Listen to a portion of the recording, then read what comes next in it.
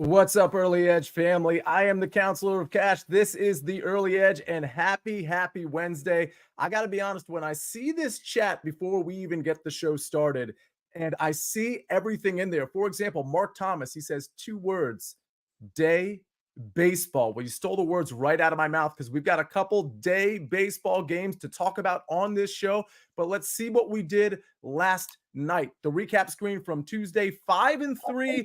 Certainly a pretty good day, especially when you consider Griffin Carroll's 1 of 2 that he hit, plus 350. We always love to see that. And let's be honest about what happened in that Astros money line game. Mikey B goes 1 for 2, but Josh Hader giving one up late. That was a brutal and crushing loss. Mavericks money line losing. That was the SportsLine pick that lost. A back and forth game, but Golden State took charge. Credit to them. But 5-3 with a plus 350 play, we'll take that every single time. And what I'll take on a Wednesday is our crew. We are minus Tim Doyle, who is traveling, but we have got an A team nonetheless with Martin Green, Mikey B, and Mike McClure.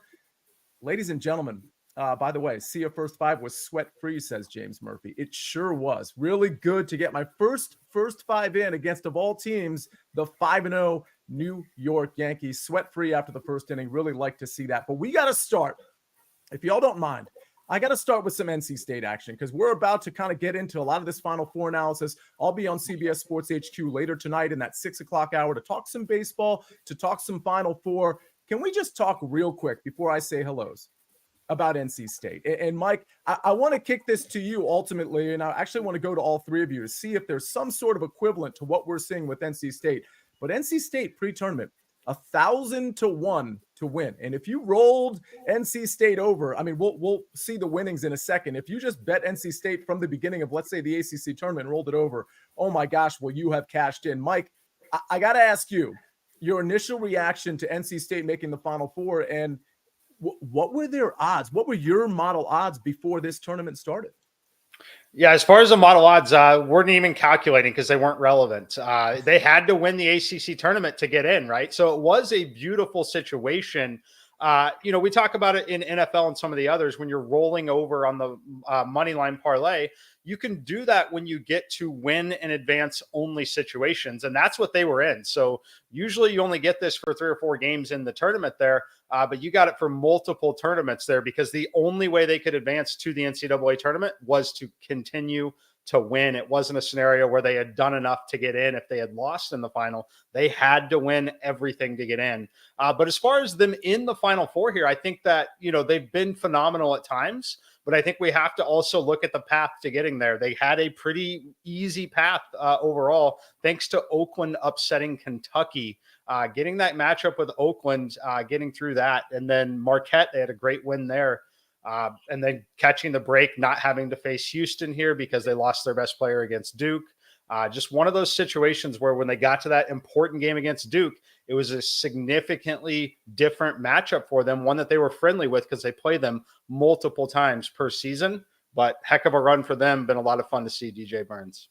Very interesting. Yeah, DJ Burns, very interesting. I'm seeing some stuff about NFL scouts maybe being interested in DJ Burns as an interior lineman. So we'll see how that goes. Maybe he'll be invited to some workouts. All right, Martin Green, I got to ask you, instead of saying hello, I just want to know, in soccer, like, have we seen, at least in the last 10, 20 years, the equivalent of an NC State in the Final Four, a dog, 1,000 to 1 odds type team? Doesn't have to be exactly those odds, but somewhere where a team just came out of nowhere in cup action or anything like that, league action. Yeah, we have, Sia. In 2016, a team called Leicester City won the Premier League, defied preseason odds of 5,000 to 1 to win the league. Everybody expected them to get relegated and finish near the bottom, but they won. They finished ahead of Arsenal and Manchester City and Chelsea, won the league, and you could have got shorter odds on David Cameron, who was the Prime Minister at the time, taking over as Aston Villa manager, just as an example of how long those odds were. Yeah, it's funny because I know there was something out there about somebody putting a bet on Elvis to still be alive at those exact odds. Like they place this bet with a sports book at 1,000 to 1, and that's what we're looking at with NC State. And by the way, everybody knows Elvis is alive. He lives with Tupac in Rochester. Mikey B. All right, do we have an NBA or a basketball equivalent outside of NC State to what we're seeing with NC State making it to the Final Four? So what I want to do is give you some current odds right now for this season, either to Uh-oh. win the conference or to win the NBA Finals. The Atlanta Hawks are 900 to 1 to win the Eastern Conference. The Rockets, who are probably not even going to make the play-in tournament, are 900 to 1 to win the Western Conference. And my Bulls are 1,000 to 1 to be the NBA champions. I guess we should book it. Wow. All right. I'll book the Bulls. Okay. Before we get to our official bets, Mike, there's one thing that you teach us pretty much every year around playoff time. We talked about it during the NFL season, where we talked about rolling over some bets instead of taking futures. So when everybody looks at this screen on YouTube and listens to Mike, I want you to internalize this, not just for, hey, looking back on what NC State did, but really looking forward when you're considering futures bets. Mike, why is it sometimes a better idea, if not all the time, a better idea to take that money that you might invest in a future and just roll it over game by game? Yes, yeah, I think it's almost always a better idea when you are betting a middle to long shot, just because they're not going to hang futures numbers that are going to be that big. I think the big thing to point out, though, is you can only do this in situations where you know outcomes. We had one in the NFL this season where they had to win a game to win the division to get in the playoffs, things like that. But really, you can only do it when it's win or go home situations. But that's what the NCAA tournament is. So when you look at this, it should make some intuitive sense when an underdog continues to win like this. So I think it's a beautiful deal here. I'm sure there's not a single person out there that attempted the rollover from start to finish.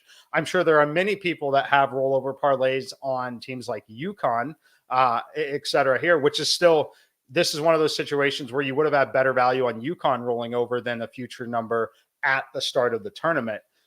So yeah, very fascinating, very smart, almost always going to be looking at that. And the one benefit, everyone always, we see on social media a lot, should I cash out? Should I not? The beauty of the rollover parlay is you can stop at any time with the money in your account. You cannot do that on a future. And when you're playing a future, you have cash out offers that are certainly not in your favor to accept. Yeah, and it's an interesting point by Eric David. He says, but would anyone in their right mind actually roll over the whole amount on all these games? I would hope not. Well, that's the beauty of it. Again, Mike just sort of clarified that point in a different way. You don't have to roll over the total amount every time, and you can still really cash in, especially if it's like a mid to long shot, a dog in each of these games. So that's the thing about betting. You can kind of play it however you want. But again, the rollover tends to be better in that sort of middle to long shot range, tends to be better than just betting the future in terms of getting value out of your pick. All right, we got to get value out of some official Wednesday picks. And Mikey B, we've got an NBA game tonight, but we talked about it on the front end of the show. We also have some day baseball. We'll have 2 day baseball games to cover today. And the beauty of both of them, by the way, I don't know if you noticed, if you live on the East Coast, it's raining and cold everywhere. And yes, by the way, parenthetically, I do miss Fort Lauderdale. It was literally sunny every single day. With that said, we have selected games that are not going to be affected by the weather, which I absolutely love. These are games that are going to go forward because they're not on the East Coast. Mikey B, start us with some baseball and finish it out with some NBA. All right, first we're going to go the Red Sox team total over 4.5 runs at plus 106. Now, they've scored at least 5 runs in both of the first 2 games of this series with the Athletics. The Athletics have given up at least 5 runs in 5 of their 6 games this season. Tuesday's game went into extra innings. The Athletics used 6 different relievers in that game. Their best reliever, Mason Miller, logged 2 innings, so he probably won't be available today. The A's are going to start Ross Stripling. He gave up 5 runs in his first start this season. Last year, he had a 5.36 ERA. So we've got the combination of a bad starting pitcher and a tired bullpen. We're going to go over 4.5 runs for the Red Sox. And then we're going to go to the NBA. It's tough to do some NBA betting because a lot of these games don't matter, but we actually have one tonight that does. We're going to do Clint Capella to record a double-double at plus 100. Now, the Hawks are still trying to fight for the 9th seed and home court advantage in that first play-in game against the Bulls. Capella has recorded a double-double in 11 of his last 13 games. The 2 games that he didn't during that stretch, 10 points, 9 rebounds, 10 points, 8 rebounds. So he just missed them. For the season, he's averaging 11.4 points and 10.6 rebounds per game. Onyeka Okongwu is still out with a toe injury, so the Hawks really need Capella's size. At plus 100, I'm going with it here. All right, plus 100. We like the even money on Clint Capella. All right, well, listen, if you want to make those bets, I've got an idea. You can make them at BetMGM. New BetMGM customers can sign up today and get up to $1,500 in bonus bets. Just place your first wager of at least $10, and you will receive up to $1,500 instantly if your bet loses with bonus code EDGE. That's bonus code EDGE. All right, ladies and gentlemen, we got to get to more baseball. We got to get to a golf pick, which starts before the early edge begins tomorrow. So I got to get it out there today on a Wednesday. And of course, we've got a sports line pick and we got soccer to talk about with Martin Green. But first, one quick message from our partners. The blackout mystery remains. Welcome to March Madness. Whoa! You just never know in the tournament who is going to shine. Stream March Madness live on any device, anywhere, and be ready for anything.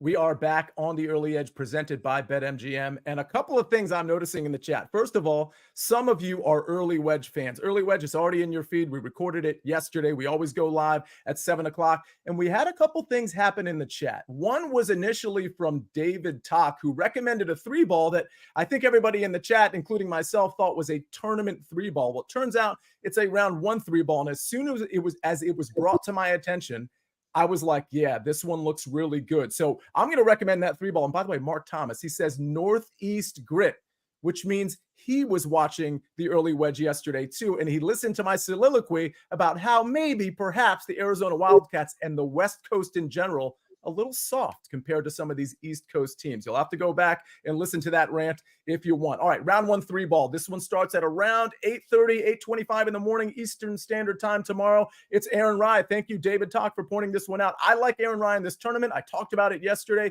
He came up quite a bit. I like him plus 110 against Ryan Palmer and Roger Sloan. Again, this is a round 1 3-ball. It is not a tournament 3-ball. It's 18 holes. Aaron Rye is coming in with very good form, pretty much across the board. All the metrics I looked at that I really thought were important: weighted tee to green, weighted approach, history, greens in regulation. Aaron Rye's checking all those boxes. Ryan Palmer has some decent history here, and he's been okay lately. So has Roger Sloan. But their games, when you look at their metrics, they're really not even close to what Aaron Rye is doing. So I think we're getting a big advantage here. Roger Sloan, by the way, he is sort of the long shot in this 3-ball. He has made 3 cuts in a row, kind of barely making the cut, finishing kind of in that 30s to 40s to 50s range. He's really good with the short game. That'll serve him well here, but the ball striking really hasn't been there. So to me, this is really a contest between Aaron Rye and Ryan Palmer. Right now, Aaron Rye is the better golfer and probably will be for the immediate and long-term future. So give me Aaron Rye plus 110, another plus money play in a 3-ball over Ryan Palmer and Roger Sloan. This starts tomorrow morning, Thursday morning. We're talking, of course, Valero, Texas Open. And then let's just get to a sports line pick. Listen, Prop Stars. He's got many more than just this pick on SportsLine. Do you know how to become a member? We don't even need to show the graphic today. Sportsline.com/join, promo code winners, 60% off the annual plan. Please join because you get so much bang for your buck beyond just picks like these. Jaylen Brown over 20.5 points. Celtics play tonight. I believe this game is at 7:40 Eastern Standard Time. Again, Jaylen Brown over 20.5 points at minus 127. That is one of many SportsLine picks from the renowned Prop Stars, Proppy, Little Geppetto. All right, Martin, we got to get to some soccer. I feel bad. I've kept you a little quiet here. We heard about Leicester City. I'm very interested to know that. Now I have like a fun fact to tell people. If I'm like in a soccer conversation, I can be like, hey, did you know this? And they're probably going to look at me and be like, yeah, everybody knows that. With that said, you've got 2 picks for us today. I think they both occur on a Wednesday, but if they don't, please clarify. What are the picks? Yeah, I'm looking at a moneyline parlay, Sia, that takes place today. Couldn't find any value in the English Premier League, I'm afraid, so I had to cast my net a bit further afield. And I'm looking at a French Cup semi-final game between PSG and Rennes. I think the Paris Saint-Germain should be able to win this game. They're in fine form right now. They're at home. I think they should ultimately be too strong for their opponents. And I'm combining that with a moneyline win for a team called Servette, who play in the Swiss Super League. I think they should be able to beat Stade Lausanne today. Stade Lausanne are rock bottom of the league. They have lost 10 out of 14 away games so far this season, whereas Servette have won their last 5 home matches, including a 3-1 victory over Stade Lausanne in February. So they really should prevail, putting them both together for a parlay at -115. And just looking ahead to the weekend, because I won't be on before then, I've got Bayern Munich -1.5. They fell 13 points behind their title rivals Bayer Leverkusen after losing at the weekend. And manager Thomas Tuchel just admitted defeat. He said they've got no chance of catching up now. I think that means they should be able to play without pressure this weekend. They beat Heidenheim 4-2 earlier in the season. We should get a morale-boosting victory over the same team this weekend. Heidenheim are on a 7-game winless streak and don't look too great to me. So going Bayern Munich -1.5 at odds of -105. All right. Love the picks. And by the way, love the activity in the chat. People asking where the 3-ball is. The good news about round 1 3-balls, they generally tend to have some consistency across the books on those because they're generally being given out by the group that's going out, generally speaking. If so, FanDuel, DraftKings, I'll have to check BetMGM and Caesars, but you'll find them definitely on FanDuel and DraftKings, but I think the other books have them as well. By the way, Amags is in the chat. If you want to ask him a baseball question, you'll see Amags on this show a lot more. And those of you that asking about buckets, wasn't on yesterday, but he will be on tomorrow and likely Friday as well. So stay tuned for more early edge there. And we still got to get to some more day baseball, folks. We got to get to Mike McClure's picks. We talked NC State, but let's talk some more day baseball. Before we do that, one quick message from our partners. The best couch potatoes come from Pluto TV country. And these taters, they like all sorts of different things. Survivor Channel, Ink Master Channel. If it's got a spaceship in it, I'm probably watching it. 3 channels dedicated to CSI. Whatever mood you're in, it's going to be easy watching. We are back on the early edge presented by BetMGM. I see a lot of strikeout props being thrown, I believe, Amag's way. So that's good to see. D. Johnson likes Corbin Burns over 6.5 Ks. Let's see if that game actually goes off. A game that we think, well, pretty much positively is going to go off. We got the Cardinals and the Padres. A pretty decent pitching matchup. Well, I mean, I'm not so sure about Zach Thompson, but certainly Joe Musgrove, a quality pitcher. And we've got a total here, Mike, that maybe we want to talk about. What's your play in this game?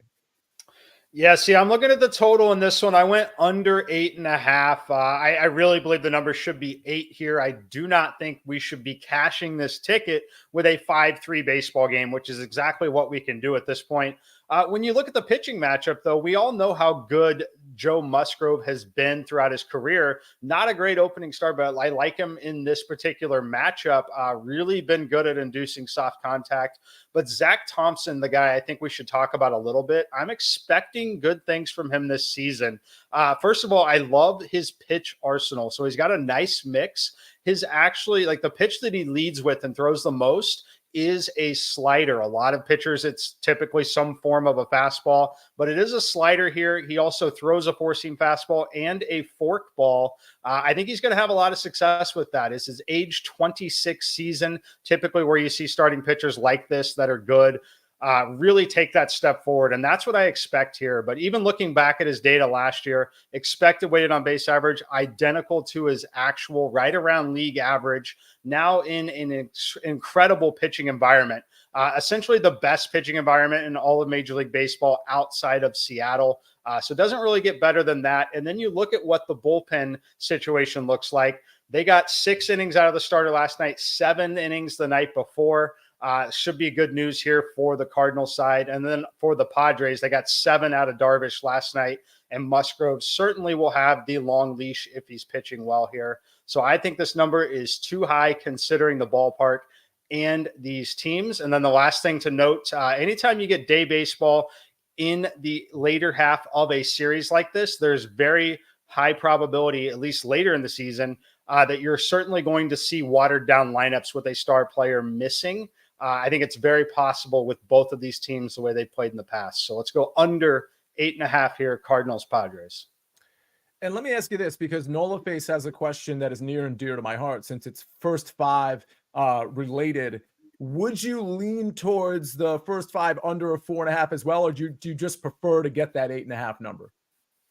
I like them both. I think they're obviously extremely correlated, but here you're fading a fifth run, for a loss condition here. So depending on what the price point is, I don't see, if it's -4.5, -130, something like that, it's obviously a different conversation. But without seeing the price point, yeah, just fading a fifth run, I do lean that way. All right, absolutely. And by the way, Sites 501 says Proppy's first K prop on Bieber was a slam dunk! Exclamation point. We love to see that. Let's take a look at the recap screen before we get out of here. Martin Green, PSG money line plus.